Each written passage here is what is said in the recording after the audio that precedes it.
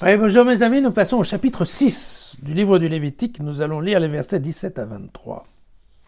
Le Seigneur adressa la parole à Moïse, parle à Aaron et à ses fils. Voici le rituel du sacrifice pour le péché. Vous savez, le fameux séparation. La victime du sacrifice pour le péché s'égorge à l'endroit où s'égorge l'holocauste devant le Seigneur. C'est une chose très sainte. C'est le prêtre qui préside à ce sacrifice qui peut la manger. Et c'est dans un endroit saint qu'elle se mange, dans le parvis de la tente de la rencontre. Tout ce qui en touche la chair se trouve sanctifié. S'il en gicle du sang sur le vêtement, tu le laves dans un endroit saint, la place, l'endroit où il a giclé. Un récipient d'argile où la victime a été cuite doit être brisé. Mais si elle a été cuite dans un récipient de bronze, alors celui-ci est récuré et rincé à l'eau. Tout homme qui fait partie des prêtres peut la manger, c'est une chose très sainte. Mais aucune victime d'un sacrifice pour le péché, dont on aurait amené du sang dans la tente de la rencontre pour faire le rite d'absolution dans un lieu saint, ne doit être mangée. Elle doit être brûlée. Alors, en effet, on a bien vu tous les types de sacrifices, mais ce qui n'est pas très clair à la fin du chapitre 5, c'est l'histoire de la répartition de l'offrande entre Dieu, les prêtres, et l'offrande. Et donc, donc dans ce passage,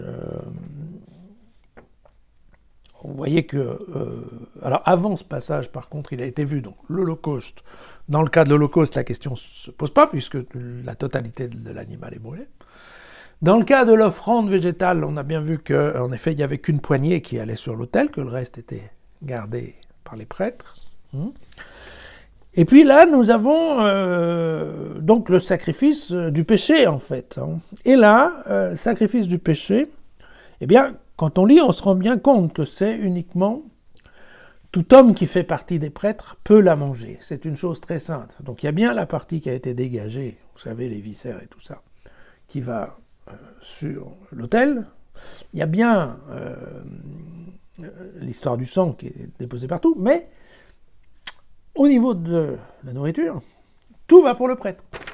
Dans le cas du sacrifice d'absolution, l'offrand ne touche à rien.